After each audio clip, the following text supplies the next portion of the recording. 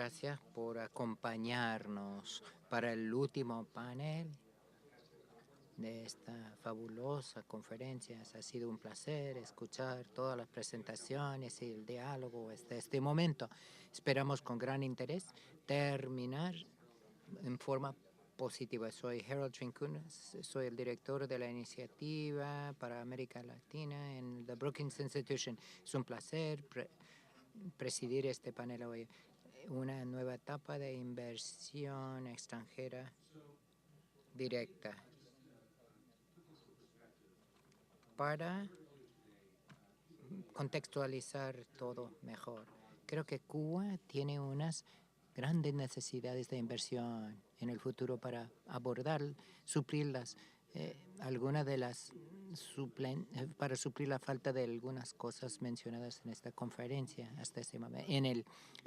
La escasez que existe, hay limitado ingreso del Estado para satisfacer necesidades. Se habló de las limitaciones de las multilaterales por no pertenecer a las instituciones Cuba y además la falta de capital disponible en las multilaterales, limitado acceso a los créditos para Cuba debido a sus deudas en el pasado, obligaciones en el pasado de deuda. Al ver, así que la inversión extranjera directa es parte de la solución. Y para esta inversión tendría que ser en gran escala y ser sostenida a lo largo de bastante tiempo para poder solucionar los problemas planteados hasta este momento en Cuba.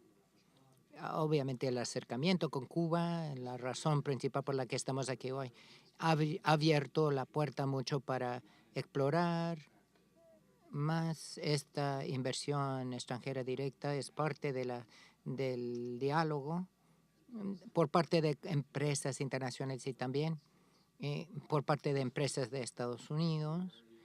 Hay que ser recelosos ante exuberancia irracional con vistas al futuro, y creo que el panel que nos acompaña hoy va a ayudarnos a ser más mesurados, más sobrios, más reflectivos sobre la posibilidad de inversión extranjera directa. Hay varios problemas que vamos a, por parte del Estado, del pueblo, de los inversionistas, al ver la evolución de la economía cubana, lo cual incluye también problemas en cuanto a la resolución de disputas, el marco legal, el proceso de aprobación para la inversión extranjera directa, cómo se va a facilitar, problemas de la productividad del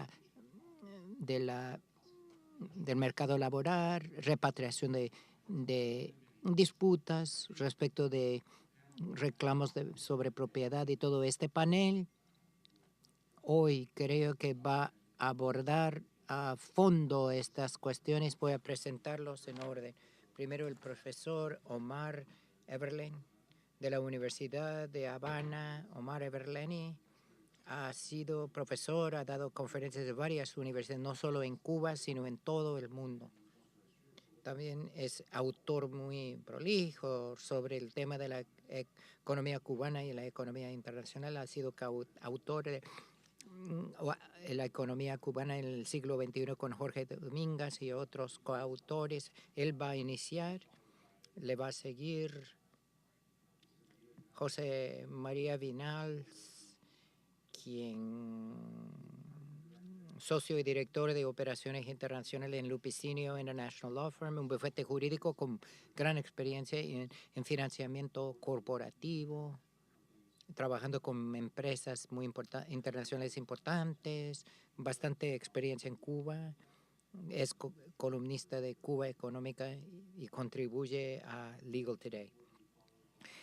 Le seguirá Mark Entwistle. Mark es el socio fundador de Acasta Capital, que viene trabajando en asuntos cubanos y negocios en Cuba durante 22 años. Ha tenido varios papeles en Toronto, en el Banco Acasta Capital, embajador de cambio del 93 al 97, fue embajador en Cuba. Entonces, mucha experiencia en los temas de Cuba desde afuera, viene analizando. Y por último, El conferencista será Augusto Maxwell, que es el socio de Ackerman y su componente de Cuba, y ha analizado el bloqueo y Profac ha viajado ampliamente en Cuba y tiene mucha experiencia como profesor en la Facultad de Derecho de la Universidad de Columbia.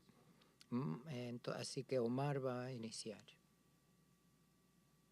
Gracias a la Brookings y especialmente a TEC y a todos los participantes que están aquí por darnos la oportunidad de al menos expresar nuestras opiniones sobre lo que está pasando en Cuba en el tema de la inversión extranjera. Yo hablo desde la Universidad de La Habana, no hablo desde el Ministerio de Inversión Extranjera. Por lo tanto, hay cosas que me gustaría también que me den respuesta. Pero llevo unos 10 años, hice mi doctorado en inversión extranjera en Cuba y por lo menos tengo alguna idea del proceso de inversión desde el punto de vista académico.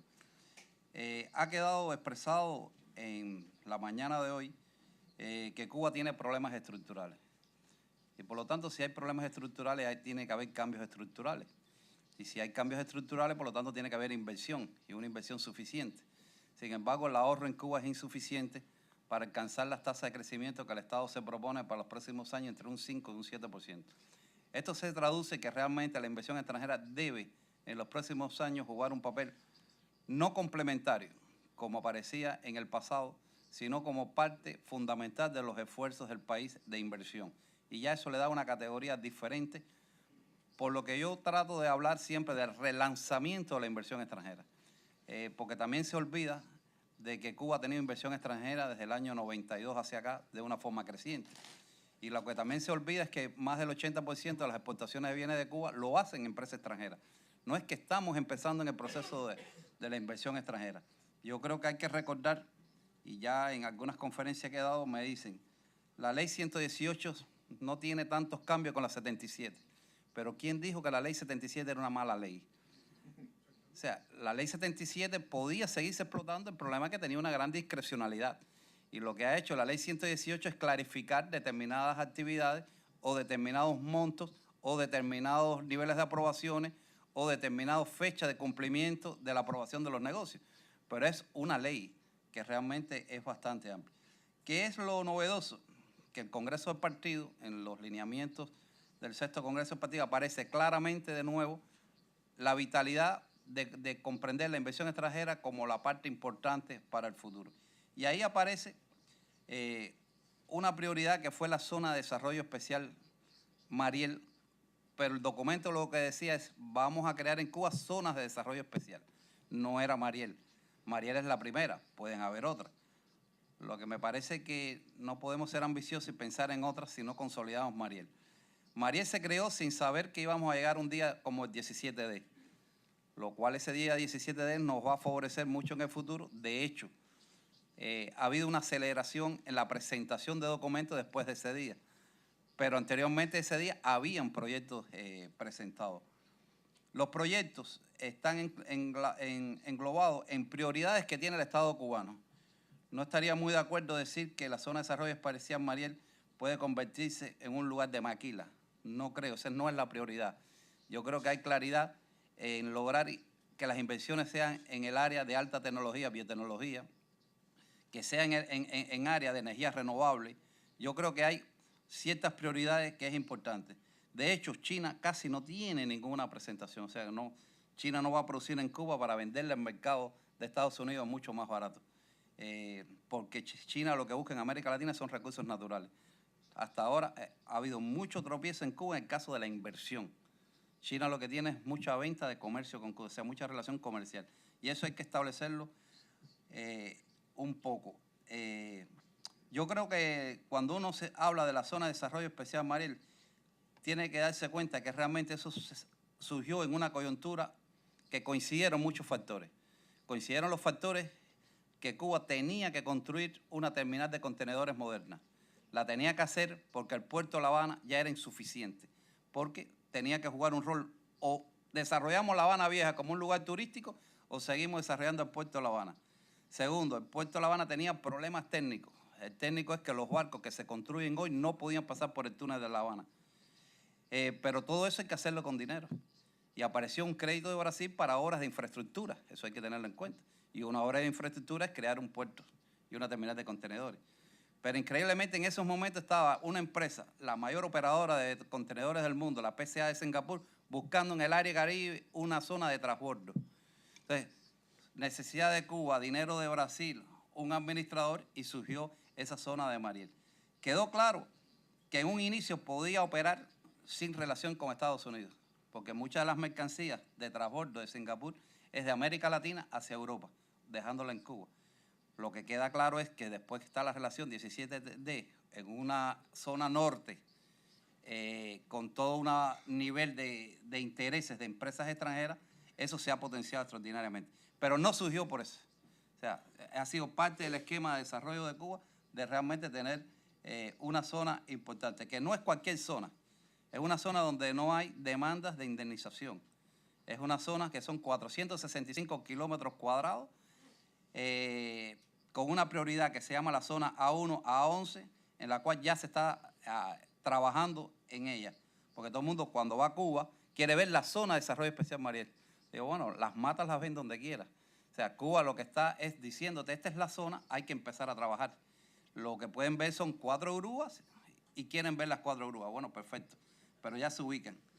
Y de ahí surgió entonces la ley 118, que es una, podemos decir, una buena ley. No ha tenido el dinamismo que correspondía a apenas un año de haberse promulgado. 2 minutos. Esta es la introducción. Bueno. Y realmente el interés de Cuba con la ley 118 fue desarrollar formas mixtas, capital 100% extranjero. Y lo curioso ha sido que todas las empresas que se han aprobado hasta este momento han sido empresas totalmente extranjeras, que en el pasado se contaban con los dedos las empresas 100% extranjeras. Porque el Estado se dio cuenta que dado el nivel de descapitalización que tiene la economía cubana y dado el interés de las empresas extranjeras, da más negocio hacer una empresa nueva que reconstruir otra. Entonces, a pesar de que hay propuestas de que sea el capital mayoritario de Cuba en determinadas actividades, comercio mayorista, servicios públicos, en el resto de las actividades no se pone como un impedimento que sea una empresa en la cual la parte cubana tenga la mayoría de las acciones. O sea, cualquier propuesta se acepta. Lamentablemente las que están llegando o las que se están aprobando están relacionadas con insumos para el turismo por la gran demanda que tiene el turismo internacional. Y como decía Juan, el 36% de incremento se produjo en el mes de abril de turistas, de visitantes norteamericanos. Y eso es una cifra importante. No sé qué quieren ver en Cuba todavía, o quieren ver un país sin la Coca-Cola, como alguien decía aquí. Y yo creo que es importante todo eso. Yo creo que el Estado está siendo muy pragmático en las decisiones y en las aprobaciones. Aunque si yo fuera el que tomara las decisiones, podría acelerar más de las 300 proyectos presentados. Hasta este momento hay 5 aprobados, pero hay unos 20 que ya están en la etapa final de aprobación. No sé, ¿ya? Te voy a ceder 2 minutos más para que termine bien. Son empresas que provienen muchas de Europa y son empresas que ya en unas ocasiones han estado en Cuba o estaban en la etapa final de salir de determinadas actividades y están regresando de nuevo, me imagino que adelantándose a otras compañías que puedan venir. Y es el caso de Unilever, que tiene una presión extraordinaria y un nerviosismo por estar ya en el Mariel. Y eso se debe a que Unilever también estaba en instituciones que tenían demandas de propiedades de Estados Unidos. Y entonces, bueno, sacó la conclusión, antes de seguir produciendo en la fábrica que estaba, a una empresa moderna en la zona de Mariel. Aparecen también negocios importantes en el leasing. O sea, no van a vender camiones, van a tener una empresa que va a tener camiones de alto tonelaje para contratarlo a las propias empresas que van a estar en Mariel. Entonces ya aparecen los servicios también jugando un papel importante y hay propuestas de consultorías de empresas.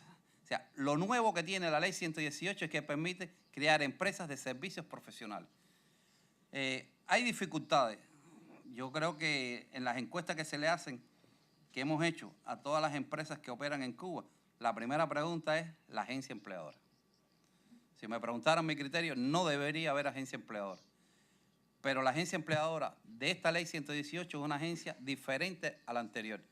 Es decir, es una agencia que va a tratar de pagarle al trabajador mucho más que se pagaba anteriormente. La ley dice el 80% de lo negociado con el empleador se pueden quedar los trabajadores. Todo el mundo sabe que es en moneda nacional después de ese pago, todo el mundo sabe que hay una tasa de cambio de 1 a 10, que hay dificultades. No obstante, el trabajador que se ubique en la zona de desarrollo especial Mariel va a ganar de 8 a 9 veces más si trabajara fuera de esa zona. Y eso es un incentivo con muchas dificultades. Ahora, para concluir ya, yo creo que todo desde el punto de vista legal es muy importante para los inversionistas extranjeros. Sin embargo, no basta con una ley. Yo creo que Cuba tiene que avanzar mucho más en elementos de economía. Si no tiene altas tasas de crecimiento, si no se resuelven los problemas de dualidad monetaria, por mucha ley flexible que usted tenga, el entorno macroeconómico no favorece. Es decir, tienen que estar acompañados uno con el otro y haya señales más claras y no tanta discrecionalidad en la toma de algunas decisiones. Muchas gracias. Muchas gracias. Y de nuevo, disculpa los tiempos, que solo tenemos como 7 minutos cada uno, about 7 minutes each. So. 5 minutos más, sin más, José María. Muchas gracias.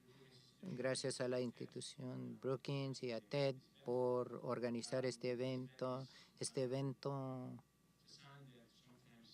es un signo de que la imaginación puede superar la realidad muchas veces.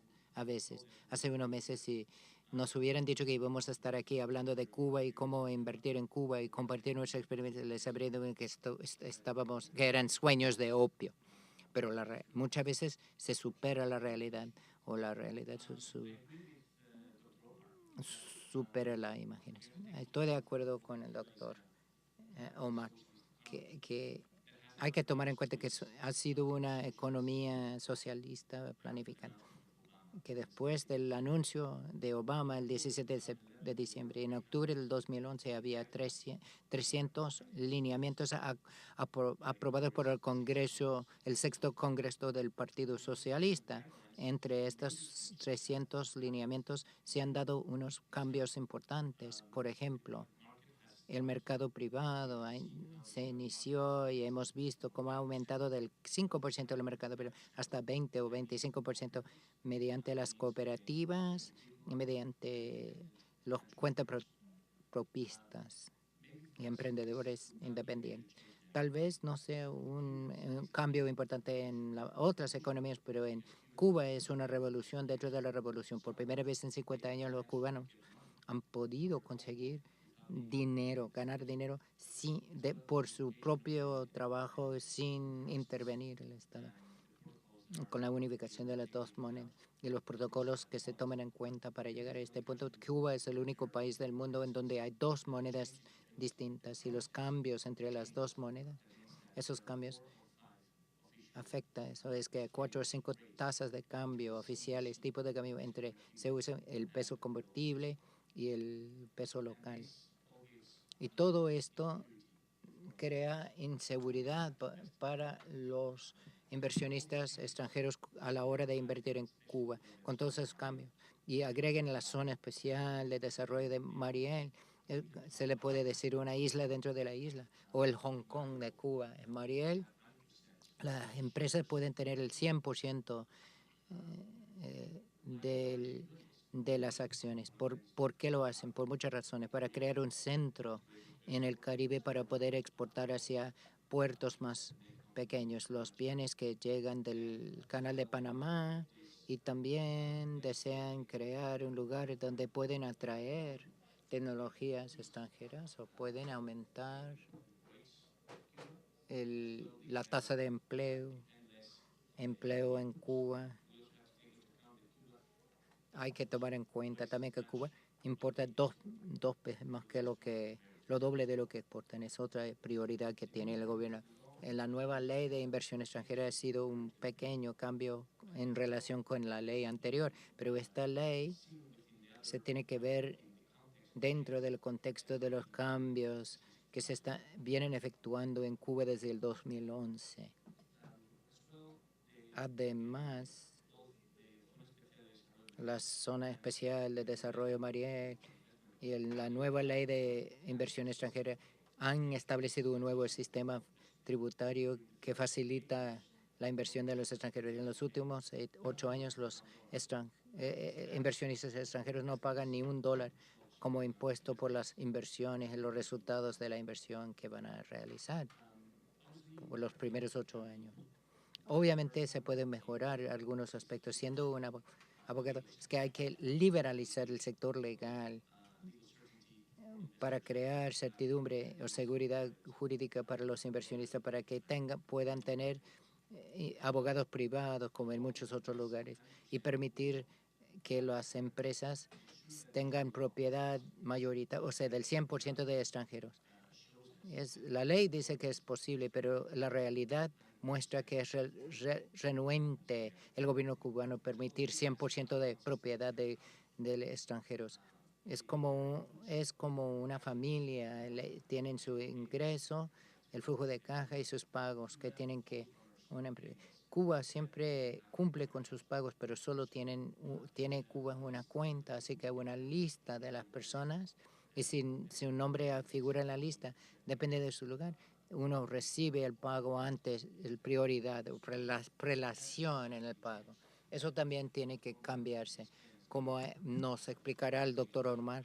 Después es importante tomar en cuenta también que Cuba no cuenta con la capacidad de hacer pagos en divisas porque no cuenta con suficientes reservas de divisas para poder cumplir con esos pagos, por lo que tienen esa limitación. Es una limitación también para las empresas extranjeras que desean invertir en cambio. La seguridad jurídica en Cuba es uno de los puntos planteados por los inversionistas en Cuba. Cuba es un país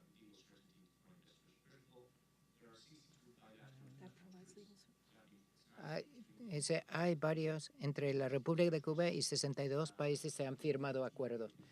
15, entre los cuales se incluyen 15 países europeos que tienen empresas nacionales que invierten y tienen la oportunidad de acudir a CIADI.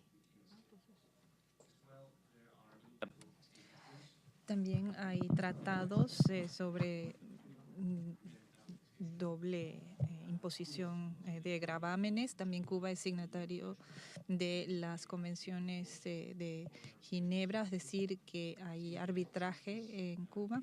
Y desde los años 60, Cuba ha ido desarrollando su sistema de arbitraje como método para resolución de conflictos, porque se han dado cuenta de que los magistrados, los tribunales, han puesto en práctica un sistema burgués, digamos, de resolver conflictos. Así es que ha estado muy activa Cuba en el arbitraje desde los años 60 y la sociedad en general tiene esta experiencia. Respecto de la ley de inversión extranjera, esta protege la nacionalización de los inversionistas extranjeros y si hay una nacionalización por algún acontecimiento especial, tienen que compensar al inversionista y pagarle sus inversiones.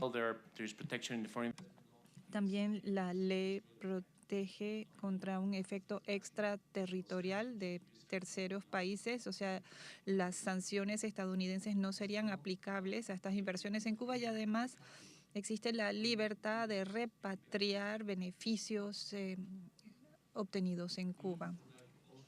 También quisiera que se tuviera en cuenta que según nuestra experiencia de 20 años en Cuba, hemos estado ayudando a empresas europeas a establecerse en Cuba y ya pues le llevan no la delantera de 20 años a las empresas estadounidenses. El Poder Ejecutivo puede aplicar sanciones, pero estas no han sido útiles. Sin embargo, existen ciertos reglamentos todavía en contra de la República de Cuba y lo que hacen es que las empresas europeas van a Cuba y no tienen límites, no tienen los obstáculos que tienen las empresas estadounidenses con respecto de esas ventanas que ha ofrecido la OFAC a las empresas estadounidenses. Y entonces, para los inversionistas es como estar en un barco que creen que el viento nunca corre en la dirección correcta porque no se sabe a qué puerto se quiere uno dirigir. Gracias. Thank you very much, José María. I think we'll go to Mark Entwistle next, please. Thank you, Harold. Pues quizás lo que convenga ahora es ver un poco desde una perspectiva más amplia y ver, con permiso de ustedes, 3 elementos. Y vamos a ver un poco la historia de las inversiones extranjeras directas en Cuba para entender mejor la situación actual. Y también quería hablar un poquito acerca del, digamos, el perfil de la inversión extranjera en Cuba y algunas de sus características. Y quería apartarnos un poco y mirar la historia, porque en Cuba todo es político y además todo es afectado por la historia, aunque la gente no se dé cuenta de ello. Y a veces hago casi una broma con empresarios de Estados Unidos que no han tenido la experiencia en Cuba de la que hablábamos. Cuando piden algún consejo, les digo, lea un libro de historia, léase la historia de Cuba para empezar, porque gran parte de lo que subyace los métodos cubanos y las decisiones que se toman proviene de la historia. Y en cuanto a la inversión directa en las últimas 2 décadas, probablemente podemos hablar de 3 etapas que no son específicas en cuanto a años de comienzo y de finalización, pero digamos del 83 a finales de los 90, luego del colapso de la Unión Soviética y el cambio en el PIB cubano. Todos saben lo que pasó fue, digamos, el tiempo, la época del caos, y pues había todo tipo de negocios informales y formaron cientos de empresas conjuntas, y los cubanos francamente en ese momento estaban luchando por hallar algún tipo de manera de ganarse la vida.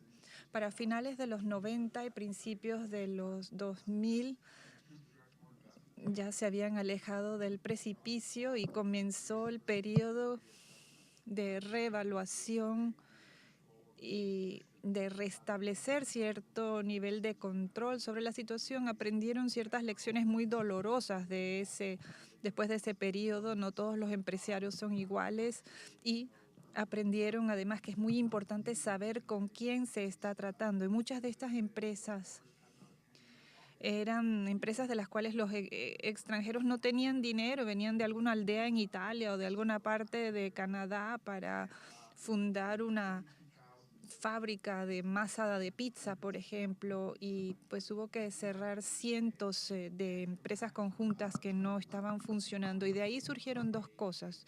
Una, fue algo estratégico que llegó a ser casi una obsesión de tratar siempre con socios muy grandes, muy estables, muy sólidos, que sabían lo que estaban haciendo. Y durante ese periodo de los años 2000 aproximadamente, apartándose un poco de la inversión extranjera en general, como había sido una experiencia tan dura, buscaron concentrarse más en estrategias de subsidios, en relaciones con países como Brasil, Venezuela, para recibir subsidios y recibir términos más amistosos para sus créditos. Luego, con la nueva ley de inversión 118, yo creo que esa es una ley muy importante, porque además de sus disposiciones representa un un restablecimiento de la importancia del retorno de Cuba a los mercados de capital mundiales. Cuba se dio cuenta de que no podía seguir estancada para siempre y el desarrollo económico futuro del país requería de cierta participación con el exterior, y de todo ese caos, de ese periodo sin ley, digamos, en que tantas de estas empresas fracasaron.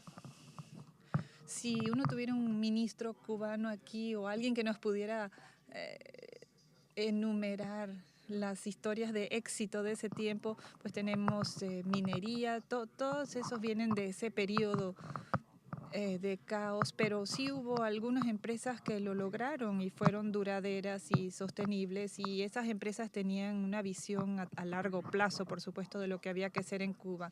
Y muchas veces hablamos de la inversión directa extranjera como si fuera monolítica, pero creo que ha habido varias fases, o digamos que tienen distintas personalidades este concepto, distintas facetas.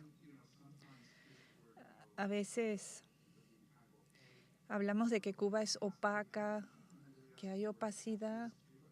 Yo no creo que esa sea la palabra para describirla. Es una especie de coexistencia de distintas realidades.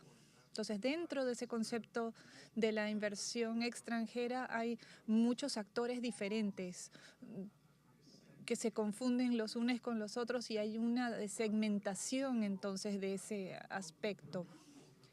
Y las reglas generales son fundamentalmente iguales, la diferencia es cómo se ingresa al partido, digamos.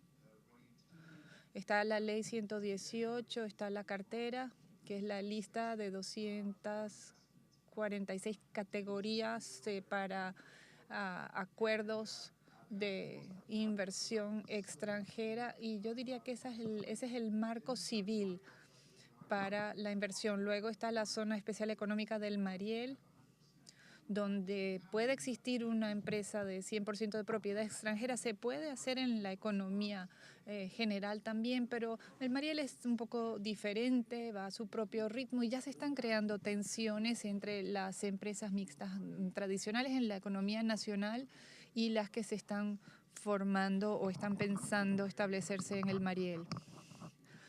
Luego hay un factor muy singular de Cuba, y no es un gran secreto, de las empresas militares bajo Gaesa, la corporación, que tienen estas mismas reglas, estos mismos reglamentos, porque dependen de la aprobación del Parlamento, pero ellos también marchan a su propio ritmo, son empresas muy eficientes por lo general. Entonces, es toda una serie de portales diferentes de acceso a Cuba, donde hay mucha segmentación en cuanto a la moneda, en cuanto a la propiedad, y además, gracias, existe esta segmentación en la inversión extranjera también. Muy brevemente, las características de la inversión hoy en día, pues se parece un poco después del 17%, del 17 de diciembre a los años 90, con ciertas diferencias. Una idea de que es importante ser cautelosos, quieren tener socios operativos, pero ya no existe la ambivalencia que se percibió anteriormente, se ven más entregados, más dedicados a esta decisión, y hay mayor claridad en torno a los reglamentos en cierta medida, aunque yo diría que en el caso de las inversiones grandes esto no se ha sometido a prueba todavía, pero eso ya vendrá. Muchas gracias.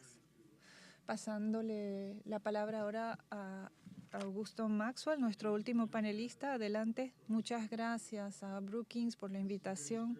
Esta es una gran experiencia. Yo desde el 2013 tengo interés en Cuba y me ayudé a la negociación de la primera venta de ganado de Florida a Cuba. Eso me enorgullece, y por supuesto Estados Unidos no puede realizar inversiones directas extranjeras, pero sí hemos realizado actividades de negocios con Cuba, y desde el anuncio del 17 de diciembre se imaginarán que ha surgido un gran interés en este país. Yo soy de Miami, soy parte de la comunidad exiliada cubana que ha impuesto su voluntad a este proceso, y otro miembro de esa comunidad, Carlos Saladría, que es parte del grupo de estudio que está realizando un trabajo realmente innovador en Miami en este sentido, y él está aquí hoy. Pues Carlos, después del anuncio del 17 de diciembre, organizó una reunión con la Cámara de Comercio de Miami para ver qué significaba esto, y me impresionó lo siguiente. Una actitud realmente de no querer creer que uno quisiera invertir en Cuba, y la gente sabía muy bien cuáles eran todas las deficiencias de la economía cubana y la legislación del país, de su sistema bancario, y eso me impactó. Así es que mi contribución fue señalar que esa confusión en cuanto a cómo hacer negocios en Cuba es algo de lo que sufrimos nosotros en Miami, pero los amigos de Canadá, España y otros países han logrado hacerlo sin mayores problemas. Entonces, ahora la carga es nuestra, la responsabilidad es nuestra como estadounidenses, cubano-estadounidenses, y todos los que tengamos interés en avanzar en ese sentido, nos toca a nosotros aprender, y pues me alegra que mis colegas me hayan ofrecido ayudarme. La idea de la inversión directa de Estados Unidos a Cuba es ilegal en estos momentos, no lo permite el bloqueo comercial, y una de las cosas que debemos tener en cuenta es la autoridad del presidente y su punto de intersección con los reglamentos. Y uno tiene que ver con las políticas de telecomunicaciones. En su discreción, el gobierno ha dejado muy en claro que quiere que haya inversiones en las telecomunicaciones para que haya más libertad de comunicación entre los dos países. El problema es que existe una ley de Estados Unidos que prohíbe expresamente la inversión estadounidense en el sistema de telecomunicaciones cubano. Entonces, como abogados, tenemos que entender bien qué significa la inversión, qué significan las telecomunicaciones, y he escuchado algunas conversaciones del gobierno que ha asegurado a los empresarios que ellos son quienes interpretan las leyes y ellos son quienes las hacen cumplir, y el gobierno es el que está diciendo, les estamos diciendo que inviertan. Y los abogados dicen, pero quizás ustedes no estén en el gobierno mañana y la ley sí va a estar, y alguien más puede venir con una interpretación diferente y causarnos un dolor de cabeza. Entonces, una de las dificultades en esta situación tan singular es tratar de entender qué permiten estas nuevas licencias, qué es lo que está en manos del presidente, y yo como abogado, qué puedo aprobar después de haber leído los reglamentos del embargo. Y no va a haber, la gente es cautelosa, no va a haber mucha inversión de Estados Unidos hasta que haya un cambio en la ley. Y pues se ha presentado un proyecto de ley en el Congreso el día de hoy que aclararía este tema de las telecomunicaciones. No toca el bloqueo comercial, no estamos hablando de eliminar el bloqueo, sino de aclarar que una empresa de telecomunicaciones estadounidense puede establecer un sistema o buscar una inversión en Cuba. Entonces, esa es la situación en que nos encontramos en Estados Unidos, ese debate entre lo que puede ser legal y qué es lo que todavía queda prohibido de conformidad con el bloqueo comercial.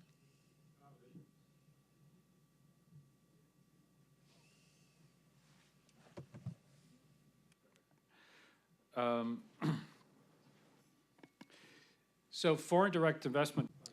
Entonces, la inversión por parte de Estados Unidos, yo creo que va a tener que pasar por un proceso muy diferente. Primero, la idea de cambiar los reglamentos para que se permita.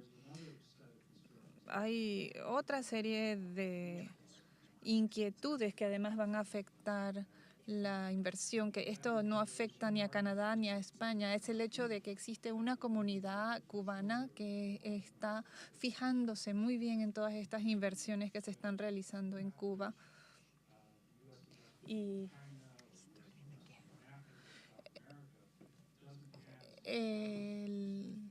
las inversiones que se realizan en otros países latinoamericanos, por supuesto, no están sometidos a este mismo escrutinio. Entonces, esta va a ser otra dificultad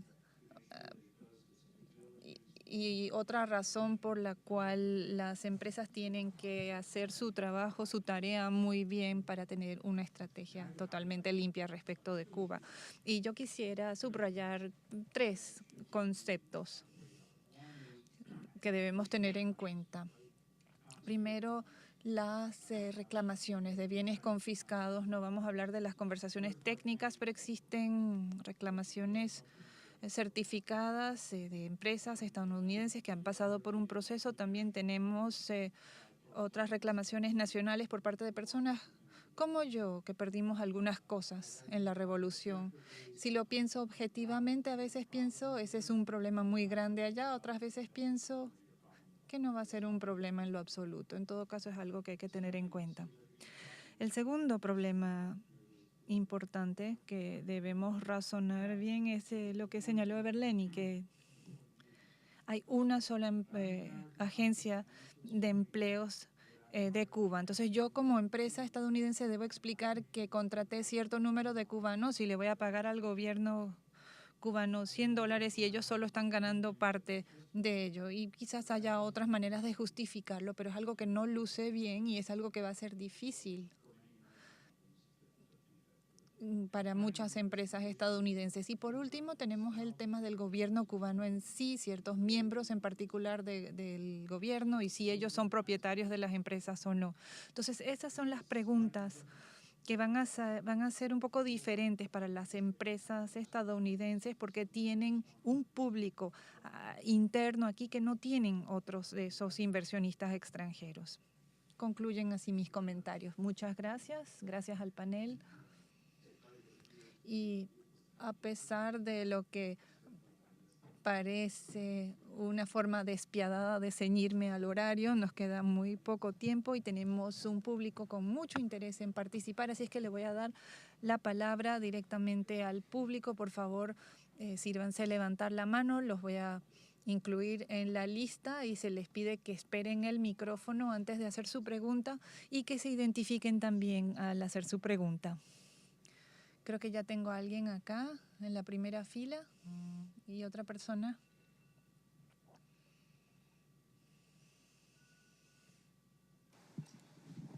Yes, sir. Hello. It's good? Okay. Rafael Betancourt from Havanada, de Havanada Consulting.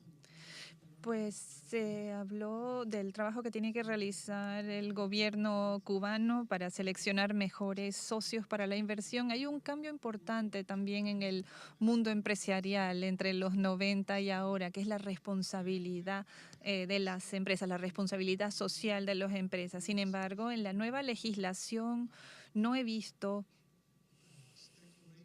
ni tampoco en las declaraciones cubanas, ninguna mención de la responsabilidad social de las empresas y cómo puede ser ello una contribución adicional de un socio extranjero.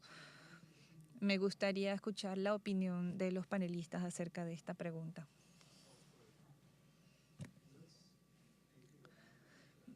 Recibamos unas 3 preguntas y después volvemos al panel para que den sus respuestas.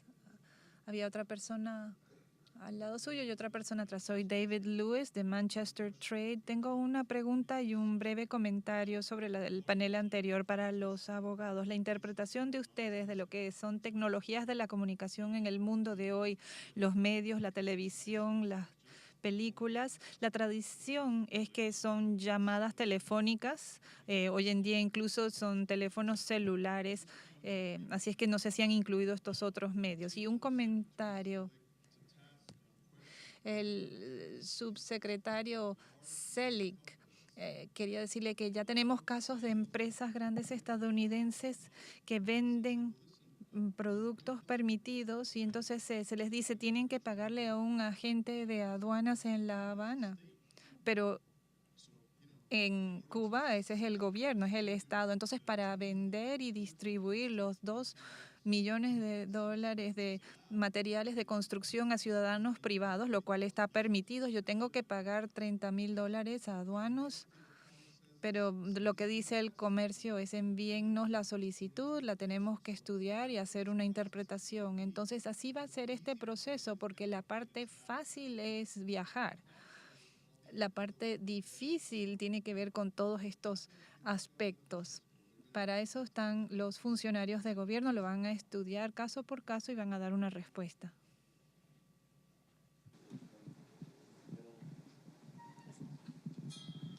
Manuel Gomez from Manuel Gómez, I directed de Progreso Semanal. Durante el último panel se mencionó algo y tengo una pregunta al respecto. Creo que quizás no sea algo, una pregunta para este panel, pero no sé si nos pueden hablar un poco acerca de la legislación nueva sobre comercio, qué perspectivas podemos esperar. Tenemos la pregunta sobre la responsabilidad social, una sobre el sector de telecomunicaciones y la ley, y una sobre las relaciones y los pequeños obstáculos que va a haber que ir resolviendo. No tienen que responder todas las preguntas, solo pues concéntrense en las que les permiten aportar algo.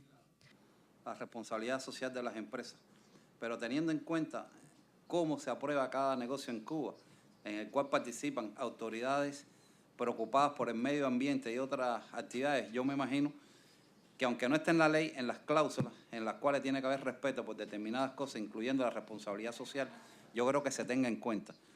Yo creo que la experiencia es mejor llegar tarde, pero llegar. Y nos sirve para lograr saber todo lo que han pasado otras empresas. Hasta ahora, en el caso de Cuba, estamos comenzando. Coincido contigo que hay que ponerlo, pero lo que no estaría muy seguro, que el Estado se olvide de ese tema. O sea, yo creo que el tema de la responsabilidad social la va a tener en cuenta. Es lo que, ya.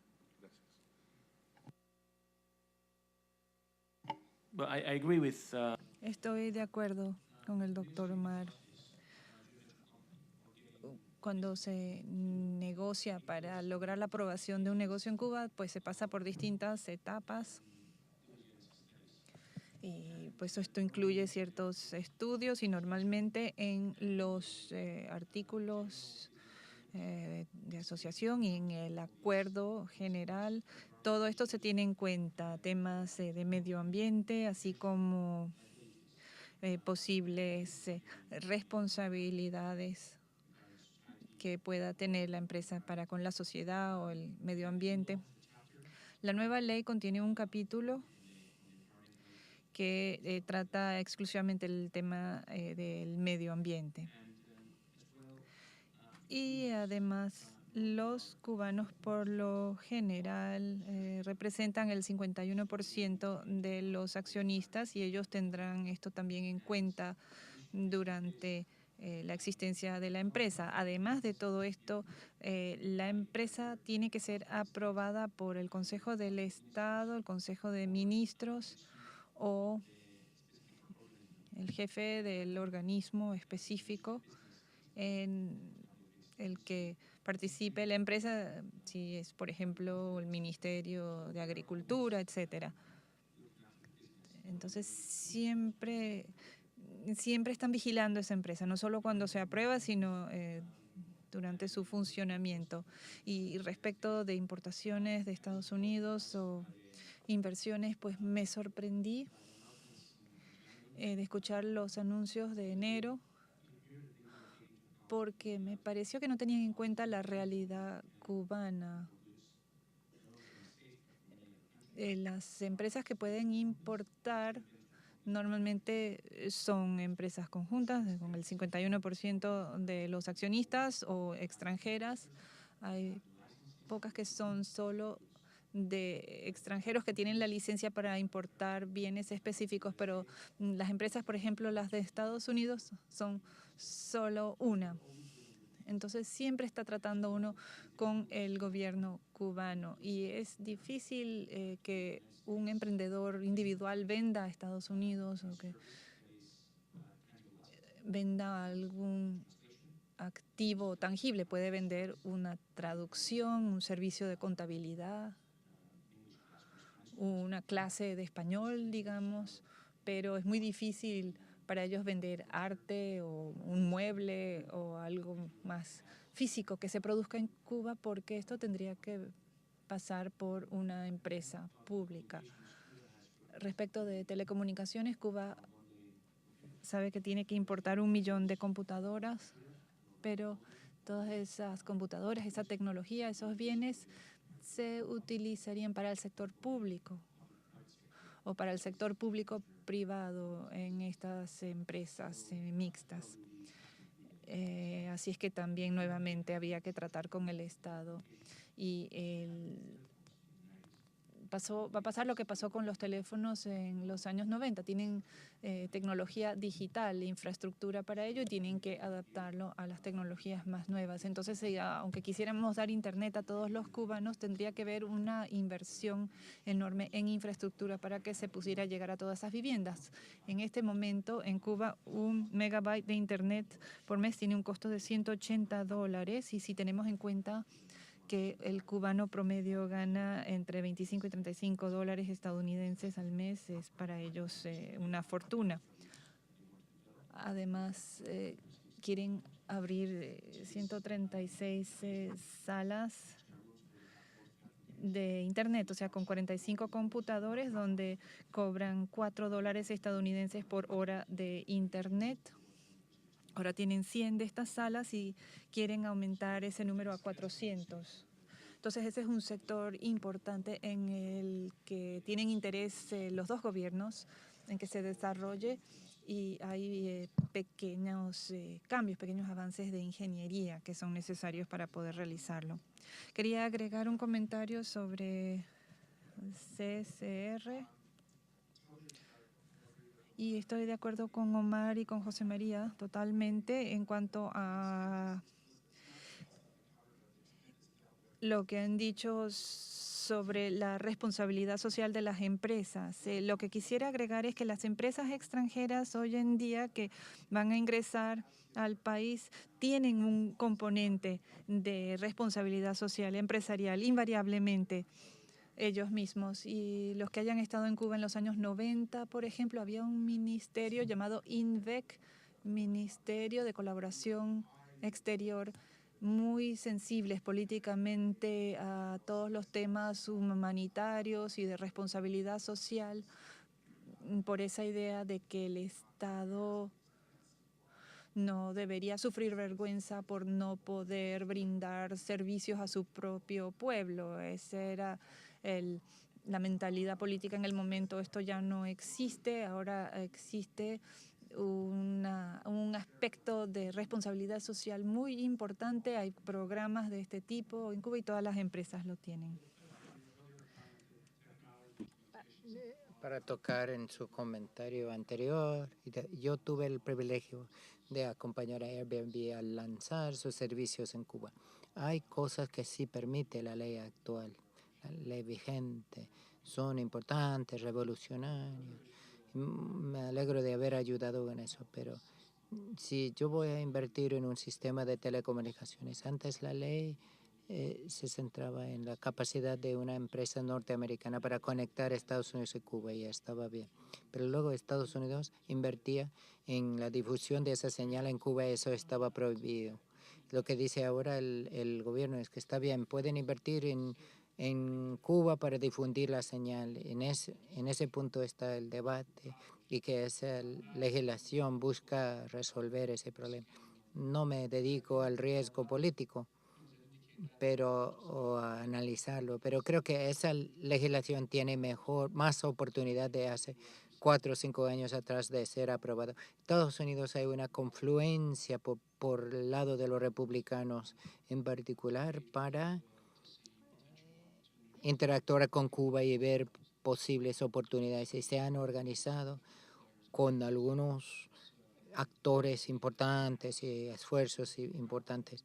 Y al levantar la prohibición de viajes sería lo primero, y luego aclarar la ley relativa a las telecomunicaciones. elementos que estamos viendo porque hay perspectivas más favorables que 2 años atrás. Gracias. Creo que tenemos una pregunta para una última ronda. Chantal, y voy a hacer lista, solo levanta la mano.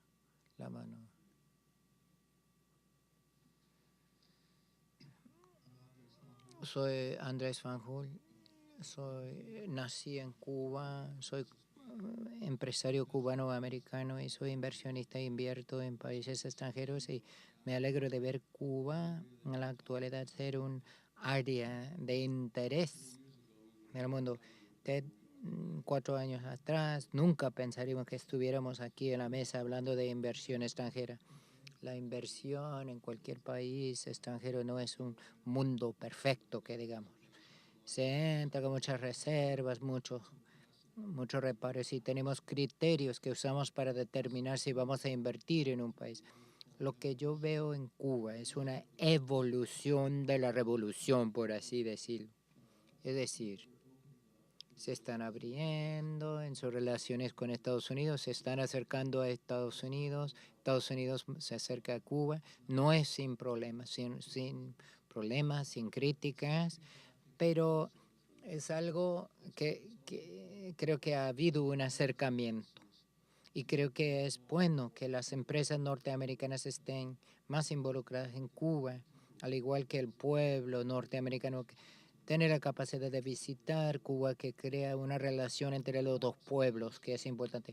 Plantearon muchas cuestiones. Su presentación es todas muy excelente, pero a fin de cuentas siempre hay limitaciones. Pero la limitante mayor en la inversión extranjera es el bloqueo del norteamericano. Quiero hacerles a cada uno la pregunta. No es un bloqueo a empresas de Estados Unidos y a empresas y individuos de Estados Unidos para visitar Cuba como en otras partes del mundo. ¿Alguien más en esta ronda de preguntas? Chantal Agrawal con el Colegio de Abogados de Americano. Quería seguir con la recomendación de liberalizar el sector legal. ¿Cuál es la perspectiva para reforma legal en Cuba? Según tengo entendido, los abogados trabajan por bufetes colectivos. ¿Cuáles son sus perspectivas? ¿Es en el corto, mediano o largo plazo?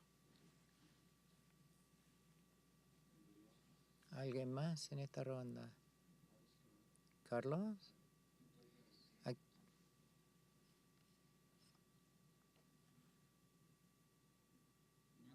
Mi pregunta es para Augusto. Mencionaste que facilitabas contactos con Airbnb, o sea que tuviste participación en la facilitación de los contactos. ¿Podrías compartir un poco con nosotros cómo se llegó a hacer? Porque en mi presentación yo lo veo como un modelo de éxito y uno de los pocos aspectos en que todos salían ganando. Para los emprendedores norteamericanos, los clientes de Estados Unidos, el gobierno de Estados Unidos y el gobierno de Cuba. Me gustaría que se reprodujera esa experiencia, me gustaría saber cómo se dio.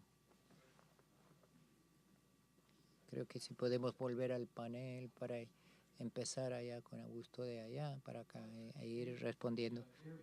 Airbnb fue una experiencia maravillosa. Para mí, un grupo increíblemente talentoso e inteligente que ve el mundo de manera muy distinta y que veían la oportunidad. Su modelo estaba hecho a la medida para esta oportunidad. No tienen que construir nada en la isla ni nada. Ellos en el pasado habían recibido solicitudes de cubanos para alquilar sus hogares por la plataforma de Airbnb. Había abogados en San Francisco que decían que no se podía, es ilegal, que el bloqueo prohíbe a cualquier norteamericano que alquile nada y no había ninguna licencia para poder hacerlo. Y al llegar el 17 de diciembre se vio el nuevo TCP y se determinó que era legal, que no se tiene que impedir afirmativamente que un cubano usara el sitio. fuimos a la isla, hicimos la debida diligencia, hicimos las gestiones necesarias aquí en Washington y también en La Habana, les dimos asesoramiento legal y en realidad con eso se lanzó así nomás. Se pudo aprovechar el hecho de que existieran varios atajos, muchos Airbnb en España y en otros países. Así que Airbnb en esencia como que los incluyó, o sea, igual que otras marcas mayores, así que pues, el pago es un desafío. No tenemos relaciones bancarias directas entre Estados Unidos y Cuba. La broma es que mi papel con las empresas norteamericanas como Larry Fishburne en la matriz, le digo, salgo de un edificio y digo, ¿se puede hacer? Yo no puedo ir caminando al aire desde la azotea de este edificio. No lo puedo hacer. Bueno, es así con la banca. Los bancos no han tomado esas medidas. Se tiene que triangular y buscar atajos para poder, porque sortear las dificultades, porque eso hace que sea ineficiente el sistema, pero podemos encontrar soluciones. No voy a hablar con los abogados de Airbnb, pero para responder a la pregunta de Andrés, no soy norteamericano, pero dedico mucho tiempo a Estados Unidos. Estoy aquí desde el 17 de diciembre con sus empresas. Puede haber una impresión de que Cuba es como un vehículo vacío que se tiene que llevar. Es un lugar de mucho ajetreo, mucha gente, mucha animación. Mucha gente dice, hay una característica de la política económica de Cuba, es una diversificación de alianzas. No es ninguna casualidad que al mismo tiempo que todo lo de Estados Unidos y Cuba se desarrollaba, había una actividad febril también con la Unión Europea para establecer una relación política con Europa. El ministro de Relaciones Exteriores de Japón, Corea, ni siquiera tenía relaciones con Cuba, pero una línea de crédito se le dio y todo. Lo único que digo es que para volver a lo planteado por Andrés, las empresas norteamericanas se encuentran atrapadas en una especie de lugar muy extraño. Me supongo que las empresas norteamericanas se encuentran, como dije anteriormente, como un buque, o que un velero, porque el viento no sopla con un viento favorable y no sabe a dónde va. En comparación con los europeos sí pueden invertir en Cuba, pero cuando desarrollamos los proyectos, por ejemplo, de biomasa, con una empresa china que figura como registrada en China, y el que desarrolló la cosa era británica. Era muy difícil, casi imposible conseguir financiamiento de ningún banco extranjero, porque el bloqueo de Estados Unidos, si bien se aplica solo a personas de Estados Unidos, tiene efectos extraterritoriales, es decir, y es un hecho. Lo que sucede es que las empresas europeas con presencia o intereses en Estados Unidos tenían miedo de hacer negocios en Cuba, o las empresas que querían que tenían intención de entrar en el mercado de Norteamérica no iban a hacer negocios en Cuba. Pero después del anuncio del 17 de diciembre, muchas compañías nos han preguntado cómo hacer negocios allí, pues porque existe la contradicción en Estados Unidos también. Y en vista de que es normalmente el Poder Ejecutivo quien implementa el efecto extraterritorial de las sanciones de los otros países, normalmente es el Secretario de Estado o el Departamento de Estado, entonces tenía menos miedo de tener efectos extraterritoriales. Ahora están más dispuestos a invertir en Cuba, a hacer negocios, pues. Y tienen un interregnum, por así decirlo, un interludio hasta que el Congreso llega a levantar el bloqueo, las sanciones después del 2016, para llegar a la isla, hacer la inversión y encontrarse en una posición más sólida frente a una empresa norteamericana que desea invertir brasileños, mexicanos, chinos, vietnamitas, angoleños, españoles, británicos, italianos, franceses.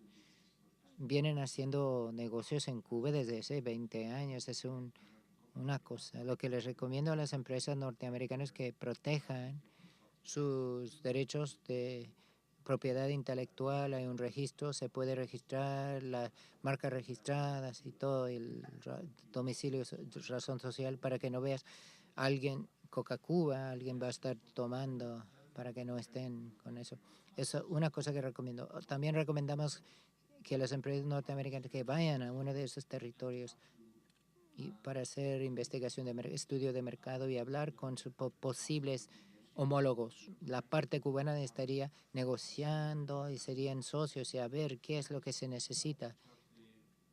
Y también hablar con las empresas extranjeras que vienen haciendo negocios en Cuba en los últimos 20 años y las ventajas y desventajas y cuáles son los desafíos.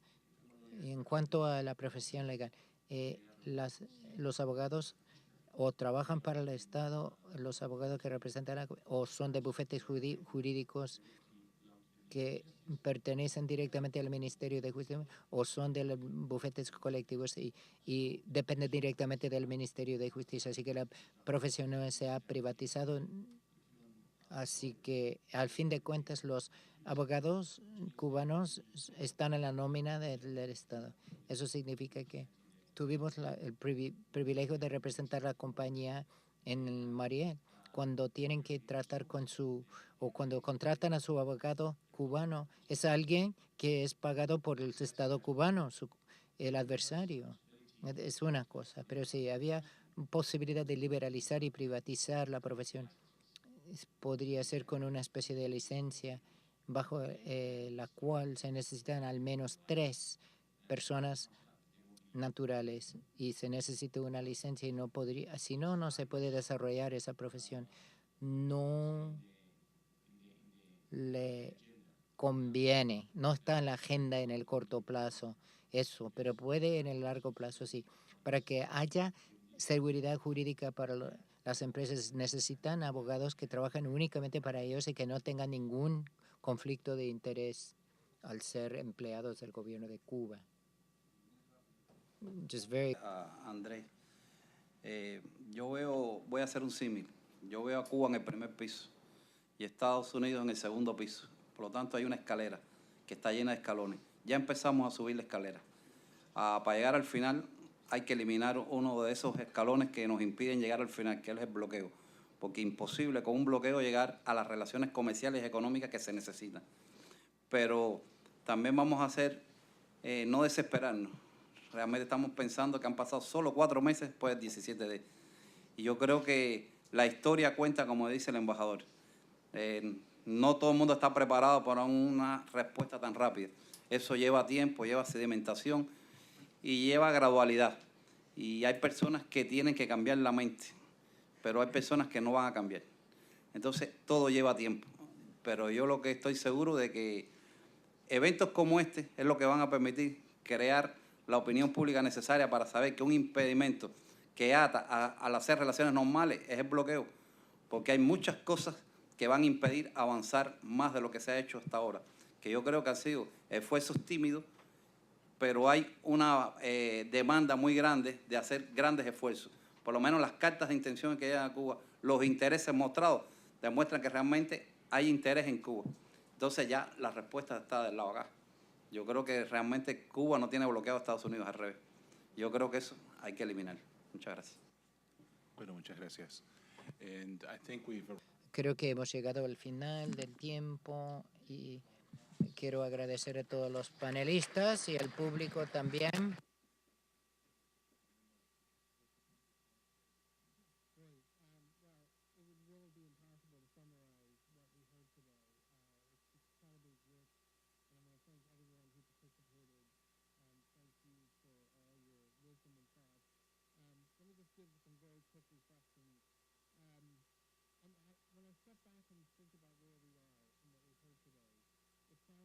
Estamos, la situación actual parece un baile entre 2 elefantes. Por un lado, están los elefantes como atollados en el lugar de donde vienen. En el caso de Estados Unidos estamos atollados en lo que se llama el bloqueo.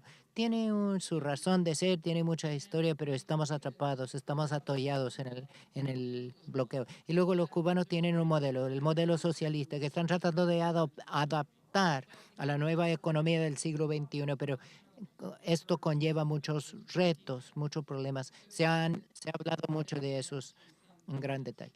La pregunta es, ¿cómo llegar a algo diferente que cambie la situación? Y me parece que las soluciones en la mesa son graduales y se va a requerir tiempo. Se ha hablado de los grandes desafíos y a fin de cuentas la realidad es que hay cambios paulatinos. Es un poco esquizofrénico y frustrante lo que estoy diciendo, pero es lo que la lección que nos llevamos aquí de lo que dijo Juan Triana, varias impresiones respecto a las tendencias macroeconómicas, un poco optimista. A 2 años vamos a ver cómo se desarrolla, ya sea en el ámbito del turismo, la banca, la inversión extranjera directa, pero también el segundo panel, sobre todo Zaira y Yalma, que hay desafíos en cuanto al ingreso fiscal, la estructura tributaria, la economía, la estructura y los salarios y la productividad, y que si Cuba va a dar un salto agigantado o bien para proteger su modelo, proceder con gran cautela y muy lentamente. Se oyó hablar de las tendencias microeconómicas, de las cooperativas, los cuentapropistas, lo que está sucediendo en el sector servicio. Movimiento muy interesante en esos ámbitos, mucha esperanza, pero a fin de cuentas la microeconomía es muy pequeña y no tiene en realidad el impacto necesario para que Cuba avance más.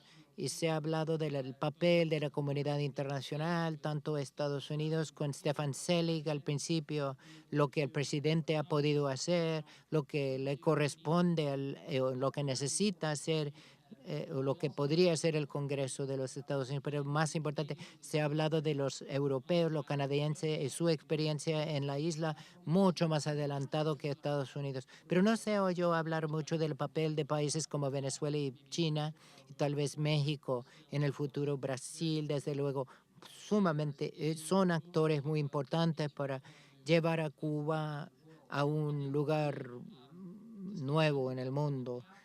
Del papel de CAF, de Germán, es importante verlo, una institución internacional financiera que viene a la mesa y que interactúa más directamente es un signo positivo de lo que puede suceder en el futuro próximo. Pero al final, la situación en el terreno es como de restricción, pero con muchos resquicios de oportunidad, y su analogía de la matriz, la película de lanzarse al precipicio así.